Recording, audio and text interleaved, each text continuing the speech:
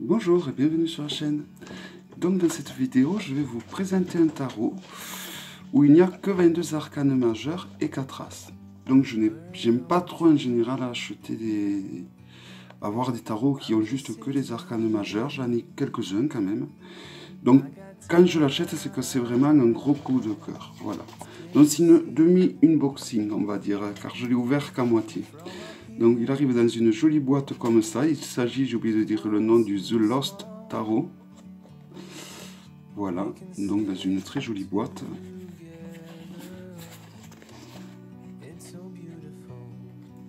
Et il y a également les 4 as.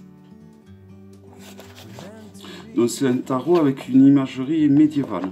Donc on peut voir le cachet de l'artiste. Il est limité à 500 exemplaires. Voici l'intérieur. Il arrive comme ceci. Donc vous voyez, voici l'intérieur de cette carte. C'est pour ça que j'ai dit mini unboxing, parce qu'il est quand même présenté dans un paquet cadeau que je n'ai pas ouvert. Donc il est livré avec un petit guide d'interprétation. Donc alors il y a l'introduction, la présentation de toutes les arcanes. Et il y a quelques tirages qui sont proposés. 3 tirages. Un tirage à une carte, un tirage à 3 cartes et un tirage à 4 cartes. Et après, donc, il y a la description des arcanes. Voilà. Donc, le fou, vous avez vraiment tout qui est détaillé. Tout ce qui est représenté sur l'arcane est vraiment détaillé. Il y a le crocodile, il y a vraiment tout qui est bien expliqué sur ce livre. Donc il est entièrement en anglais. Mais voilà, les arcanes sont vraiment très bien. La symbolique qu'il y a sur les arcanes est très bien expliquée sur le livre. Ça c'est très bien, je trouve. Hop, et à la fin, voyons pour les 4 as ce qu'ils vont dire. Non, ils en parlent à la fin quand même. Voilà. Voilà, donc un livre de 51 pages. Donc ensuite, il y a ceci. Donc ça, si j'ai compris, il s'agit d'une partie du testament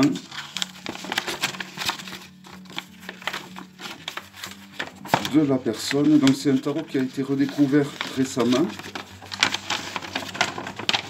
Voilà, bon, c'est un testament, mais bon, en anglais. Je vous le montre comme ça. Donc c'est la copie du testament de William Bradford, qui détaille en fait les origines du tarot perdu apparemment. Voilà.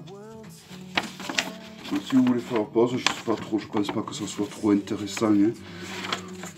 C'est juste voilà. Que le guide d'accompagnement, il a été écrit par Carly Fisher. Et bon, le tarot a été créé par William Bradford, je pense. Je n'en suis pas sûr à 100%. Donc, il est quand même emballé dans du papier de soie. Que je déchire. Donc, il y a une petite carte. Donc, de toute façon, pour vous procurer ce jeu, ben, il suffit de taper le titre, hein, The Lost Tarot. Vous tapez ça sur Google, sur le moteur de recherche. Vous écrivez voilà et vous allez le trouver. Donc, voici le jeu. Donc, avec une arcane signée, donc le dos. Donc, j'aime bien ce dos, ça fait un vieux parchemin vieilli. Donc, à comparer d'un Grimaud, donc il est légèrement plus large et un peu plus haut. Donc, le tarot est donc la carte est signée donc par le créateur donc de tout cela. Voilà. Donc il en reste encore 480. Et donc je vais vous présenter les arcanes. Donc les arcanes qui sont de très bonne qualité. Donc j'aime vraiment pas en général acheter du tout que quand il y a les arcanes majeures. Mais comment dire, pour ce jeu, j'ai fait une exception car je trouve que les arcanes majeures représentent vraiment... elles représentent vraiment les arcanes majeures comme moi je les représenterais si je savais dessiner correctement. Voilà, je pense que si je savais très bien dessiner, je pense que je pourrais bien faire ce genre d'illustration. Mais je n'ai pas ce talent. Et je ne cherche pas à l'avoir non plus, faut dire. Donc ça reste un rider, hein.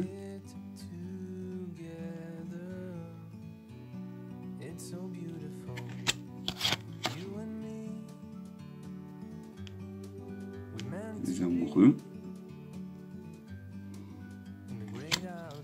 Donc en effet, ça fait assez médiéval les images. Le chariot.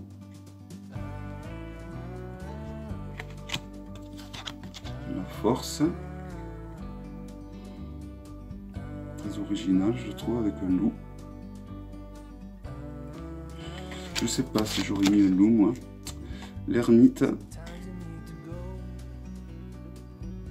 Bon, je pense pas que j'aurais dessiné un tarot exactement comme ça, quand même. Mais voilà, je trouve que les dessins représentent bien les facettes des arcanes du tarot.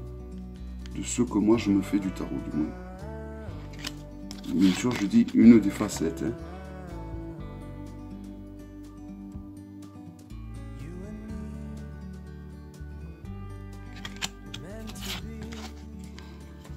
Le pendu.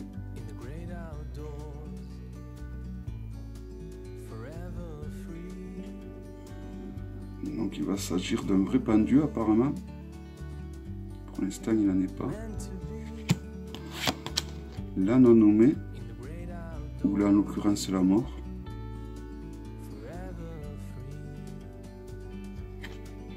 C'est bien, je trouve qu'on mette l'oiseau blanc, il doit s'agir d'une colombe. Donc je trouve que la colombe c'est l'oiseau un peu de l'espoir, donc c'est bien d'avoir cet oiseau à côté de la tête de mort. La tempérance.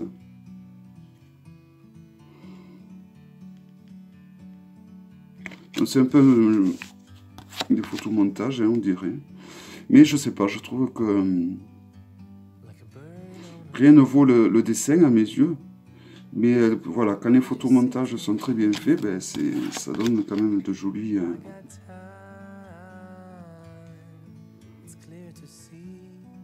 dessins.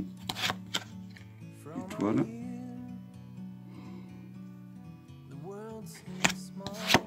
La lune.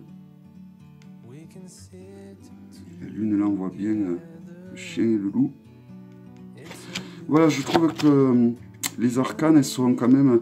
On ne s'éloigne pas trop des... Vraiment, je trouve que les arcanes sont justes au niveau de la représentation. Et j'aime bien.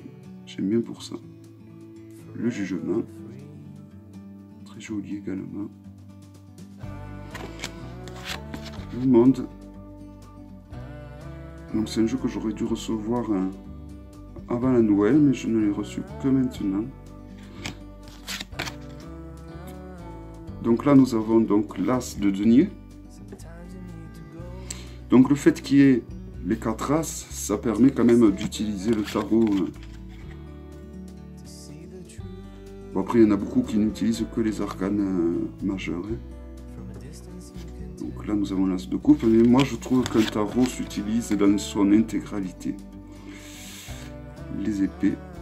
Je trouve que de ne pas utiliser les mineurs, c'est vraiment de passer à côté de la moitié du tarot, quoi. Et les bâtons. Les as sont très très jolis. Voilà. Donc il s'agissait du The Last Tarot. Voilà, n'hésitez pas à copier si vous voulez faire des recherches. Donc de Hans Jungerbauer, je vous laisse lire le nom de nouveau, ça sera plus simple. J'espère que cette vidéo vous aura plu. Je vous dis à bientôt pour une prochaine vidéo. Bye bye.